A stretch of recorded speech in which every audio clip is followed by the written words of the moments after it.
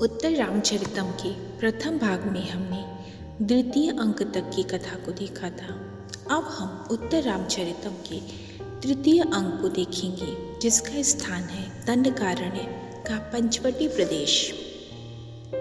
विष्कंभक में तमसा तथा मुरला नामक दो नदी देवताओं के संवाद द्वारा कुश तथा लौ के विषय में और अधिक सूचना मिलती है। वाल्मीकि तपोवन के समीप सीता को त्याग कर लक्ष्मण के लौट जाने पर सीता ने प्रसव पीड़ा को सब प्राप्त कर अपने आप को गंगा में डाल दिया और वहीं उन्होंने दो शिशुओं को जन्म दिया। सीता को पृथ्वी तथा भागीरथी रसातल में ले गईं और गंगा देवी ने स्तन त्याग के पश्चात दोनों शिशुओं को महर्षि वाल्मीकि को अर्पित किया।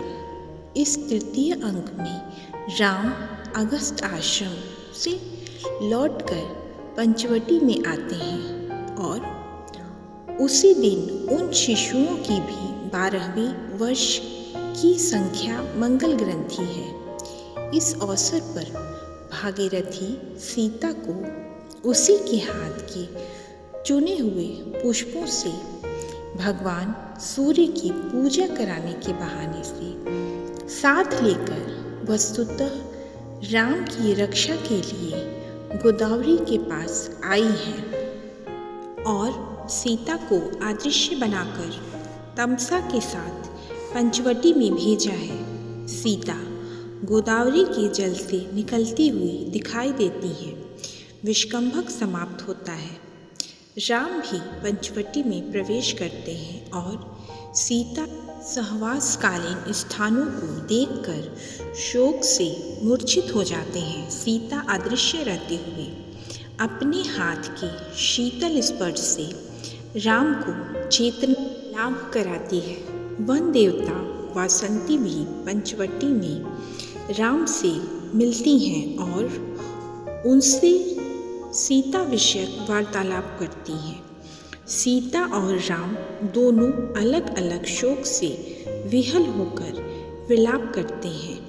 अंत में राम अश्वमेघ के लिए अयोध्या को लौट जाते हैं और सीता अपने पुत्रों की मंगल ग्रंथि मनाने के लिए गंगा के पास लौट जाती है। इस अंक में सीता को राम की विरह व्यथा का प्रत्यक्ष होता है। राम के मुख से अश्वमेघ यज्ञ में अपनी हिरण्यमयी प्रतिकृति को सह धर्मचारिणी के रूप में नियुक्त की हुई सुनकर राम के प्रति उसका सारा क्षोभ दूर हो जाता है और उसके हृदय से परित्याग लज्जा शल्य निकल जाता है, जिससे नाटक के अंत में होने वाले समागम के लिए मार्ग तैयार हो जाता है। यहीं पे तृतीय अंक की समाप्ति हो जाती है और चतुर्थ अंक का प्रारंभ होता है, जिसका स्थान है वाल्मीकि आश्रम के समीप का प्रदेश। विष्कंभक में वाल्मीकि दो शिष्यों दंडकारण्य तथा सौधातकी के वार्तालाप द्वारा यह सूचित कराया जाता है कि वाल्मीकि आश्रम में वशिष्ठ, अरुंधति, राम की माताएं तथा जनक अतिथि रूप में पधारे हैं। राजर्षि जनक सीता शोक से संतप्त होकर आश्रम से बाहर वृक्ष के नीचे बैठे हैं। यहीं पर विष्कंभक समाप्त हो जाता है। जनक का प्रवेश होता है। वे सीता के शोक में विलाप करते हैं। वशिष्ठ के आदेश पर कौशल्या अरुंधति के साथ जनक से मिलने आती है और तब जनक तथा कौशल्या दोनों ही सीता के शोक से विहल हो जाते हैं। इतने में नेपथ्य में शिष्टान ध्यान के कारण उद्धत खेलते हुए बालकों का कोलाहल सुनाई पड़ता है। कौशल्या को उन बालकों के बीच में राम के सदृश आकार वाले बालक को देखकर विस्मय होता है और वह बालक वहाँ बुला लिया जाता है। बातचीत से लव अपने रामायण ज्ञान का परिचय देता है और जनक द्वारा दशरथ पुत्रों की संतानों के विषय में पूछने पर वह उस कथा भाग से अपनी अनभिज्ञता प्रकट करता है और कहता है कि भगवान वाल्मीकि ने रसवान दृश्य प्रबंधन के रूप में निर्मित उस कथा भाग के स्वहस्तलिखित संदर्भ को उसके ज्येष्ठ भ्राता कुश के संरक्षण में भरत मुनि के पास भेजा है। इतने में अश्वमेघ के अश्वों को देखकर कौतूहल से भरे हुए बालक लव को खींचकर वहां ले जाते हैं और अश्व के रक्षकों से विवाद बढ़ जाने के कारण लव युद्ध के लिए सन्नद्ध हो जाता है। यहीं पे चतुर्थ अंक की कथा का समापन हो जाता है। पंचम अंक की कथा के प्रारंभ में विष्कंभक तथा प्राकृतिक भाषा का अभाव है। युद्ध में लव सैनिकों को हराकर भगा देता है। उनका नायक लक्ष्मण पुत्र चंद्रकेतु वन के दृश्यों को देखकर लौटता है और तब लव और चंद्रकेतु का वीर संवाद आरंभ होता है। चंद्रकेतु का वृद्ध सारथी सुमंत भी इसमें भाग लेता है।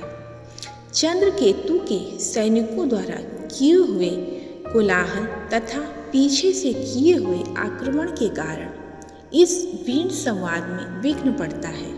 अतः लव जिम्भिकास्त्र के प्रयोग से सैनिकों को स्तंभित मूर्छित कर देता है।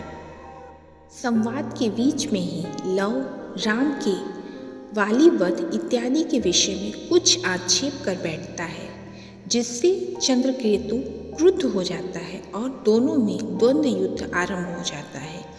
यहीं पे पंचम अंक की समाप्ति हो जाती है। षष्ठम अंक के प्रारंभ में विष्कंभक में एक विद्याधर तथा उसकी पत्नी विद्याधरी के संवाद द्वारा दोनों कुमारों लव तथा चंद्रकेतु के बीच दिव्यास्त्रों से होते हुए घोर युद्ध की सूचना मिलती है। राम पंचवटी से लौटते हुए युद्ध क्षेत्र में आते हैं और चंद्रकेतु तथा लव उन्हें प्रणाम करते हैं। युद्ध बंद हो जाता है। राम लव की आकृति से अपूर्व आहार प्राप्त करते हैं। चंद्रकेतु लव को अपना प्रिय वयस्क बतलाकर राम से उसका परिचय कराता है। राम उसका आलिंगन करते हैं। राम सेनाओं को मूर्छित देखकर और चंद्रकेतु से उसका कारण जानकर लव को जिम्भिकास्त्र के उपसंहार का आदेश देते हैं। लव तुरंत उनके आदेश का पालन करता है। भरत मुनि के आश्रम से लौटकर कुश भी वहां आ जाता है और लव से राम का परिचय पाकर उन्हें प्रणाम करता है। राम इन दोनों कुमारों की आकृति से उनके सीता पुत्र होने का अनुमान करते हैं और अपने संदेह निवारण के लिए उनके अनेक प्रश्न करते हैं, परंतु उन्हें सीता के विषय में उदासीन की भांति बातें करते देख राम अपने अनुमान का त्याग कर देते हैं। इतने में शिशु कलह को सुनकर वशिष्ठ, वाल्मीकि, दशरथ की रानियां जनक और अरुंधति वहां आते हैं और राम शोक तथा लज्जा से अभिभूत होते हुए उनका अभिनंदन करने के लिए चले जाते हैं। यहीं पे षष्ठम अंक की समाप्ति हो जाती है।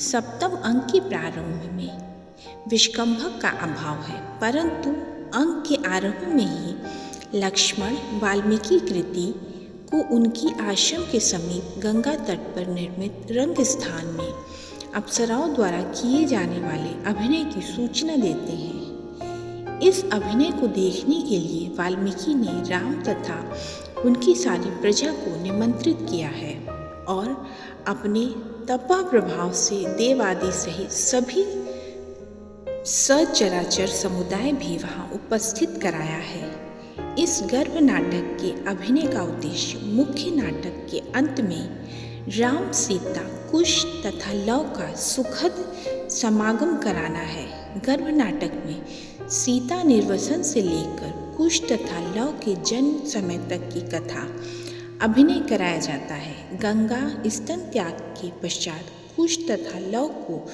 स्वयं वाल्मीकि के पास ले जाकर के उन्हें वाल्मीकि को अर्पित कर देती हैं, वचन देती हैं और तब सीता द्वारा पृथ्वी से अपने विलय की प्रार्थना किए जाने पर पृथ्वी उससे उन शिशुओं के स्तन त्याग पर्यंत देखभाल करने का आदेश देती है। अंत में गंगा, पृथ्वी तथा सीता तीनों रंगशाला से चली जाती हैं और गर्भ नाटक का अंत हो जाता है।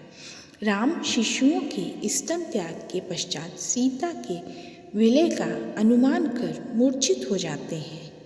तब मुख्य नाटक में गंगा तथा पृथ्वी सहित सीता जल से निकलती हैं और वह अपने हाथ के शीतल स्पर्श से राम की मूर्छना को दूर करती हैं। अरुंधति सीता के ग्रहण का प्रजा के सामने प्रस्ताव उपस्थित करती हैं और सीता, राम, कुश तथा लव का समागम होता है। अंत में भरत वाक्य के साथ नाटक की समाप्ति हो जाती है। धन्यवाद।